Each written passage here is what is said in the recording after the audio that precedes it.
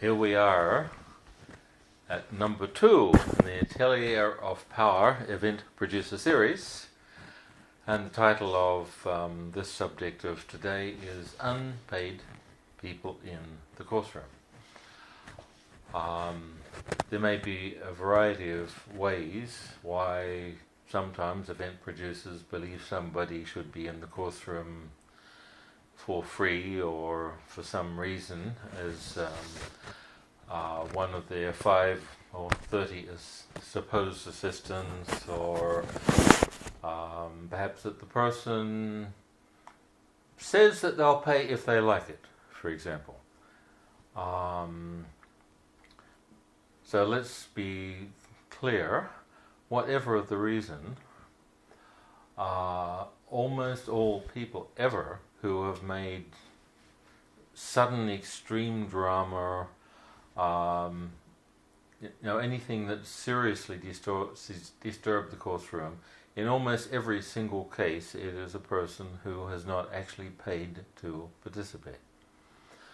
If a person has paid to participate, they have some contract with themselves to get some result, and to honour that contract, of course the course teacher is there to make sure they get that result.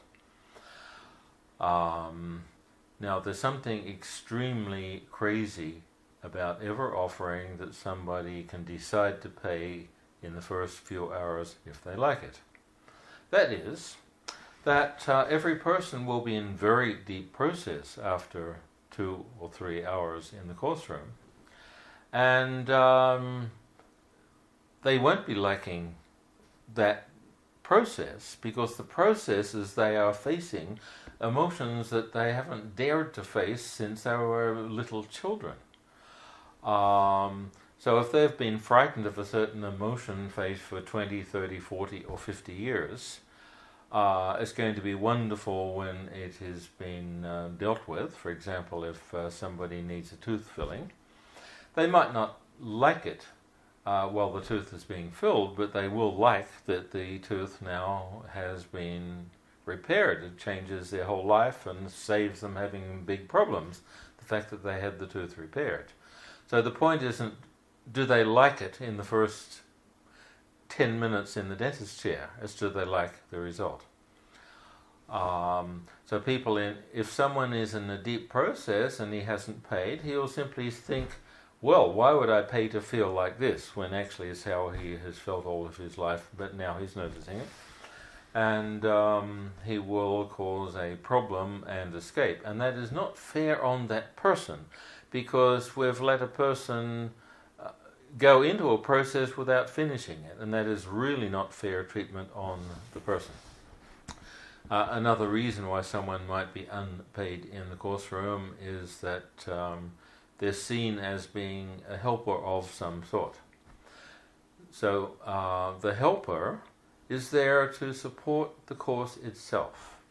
He's there to support whatever is happening in the course, so he's not there to offer opinions, he's not there to act like it's his own conversation.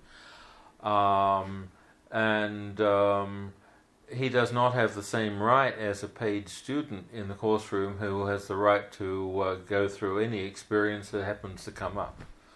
A person who is there as a support role is there to represent the teaching. He's not there to represent the process of some personal thing that he is having happen in his own mind.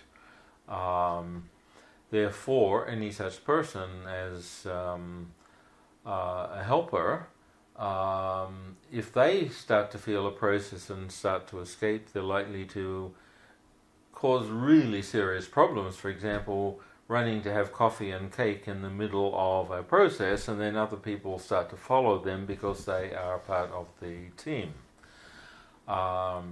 So people who are in the course room unpaid because they are there in the support role are there in the support role and are not there to ever be allowed to make any personal opinions about what's in somebody else's mind. They are there to help people do what is the purpose of the course, to remind people of the exercise that they need to be doing to learn. Now, there was a time where the organizer told somebody he can decide in the coffee break if he wants to stay. So, of course, I wasn't told about this, and that person in the coffee break said to me, I use the word soul. And Tony Robbins would never use the word soul, and he likes Tony Robbins, therefore he's leaving.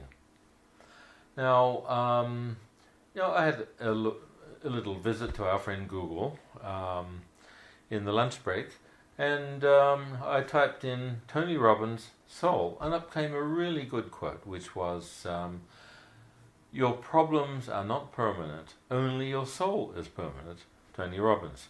Now, so when somebody is in process and they invent what their problem is, it's never true.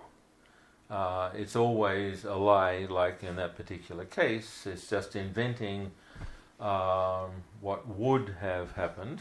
And what this person's real problem was that he told me that every time he goes through customs, he gets checked.